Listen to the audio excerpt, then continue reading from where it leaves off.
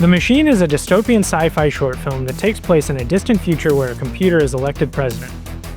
I'm Chris McElroy, writer and director of The Machine, and I'm going to show you how I made an epic sci-fi short film right here in my garage. Today we're going to talk about miniatures and how we were able to create a large-scale sci-fi city out of scrap materials and hot glue. First, I knew I didn't have the technical skills to make a realistic cityscape using CGI, so I looked to some great films like Lord of the Rings, Blade Runner, and Metropolis for inspiration. These movies did some incredible work with miniatures in order to sell a large setting to the audience. I knew that with a little creativity, I could pull off something similar on a budget. I started by making the basic shape of the city out of foam board and hot glue. I cut small holes for doorways and windows, knowing that light could creep through them and help add some depth to the city. Speaking of depth, I intentionally made 3 pieces that could be spaced apart so I could have a foreground, middle ground, and background. Once the general shape was formed, I started applying all the fine little details. I collected as many gizmos and doodads as I could and hot glued them to the surface. This was a really fun part of the process because I was repurposing a lot of seemingly useless junk. This was the inside of a busted TV remote, this was the backside of the intercom from another scene, this piece was the inside of the security camera we used towards the end of the shoot. All of these things are just tiny little bits of junk that I had lying around. I needed a floppy disk for a later scene, but the smallest pack I could buy online came with 5 discs, so I used some of them in another scene and I glued one right here.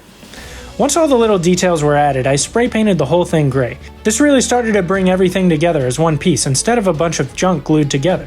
After the paint dried, I added on a few more details like caution signs and lights to make everything pop. Finally, I went back through and weathered everything with some darker paints and some reds to give it a little bit of a rust color. Now that the miniatures were complete, it was time to shoot. We got multiple passes of each shot, one with smoke, one without smoke, one with practical lights on, and nothing else. In one pass, our DP waved a blue light across the background. Basically, we got as many possible lighting setups as we could so that I could blend them together as necessary in post-production to get the exact look that we wanted. The billboards were also practical. These were just our cell phones playing a video on a loop. Seeing as they were the centerpiece of the shoot, we were super meticulous about getting tons of passes with them on and off. Now that the footage was shot, I played around with it in After Effects until I had the right amount of light, smoke, and color.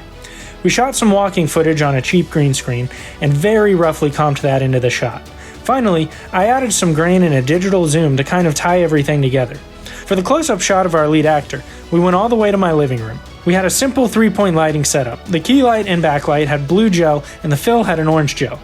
In the background on my TV, we played the miniature video on a loop with a slight blur added to increase the illusion of a greater depth of field.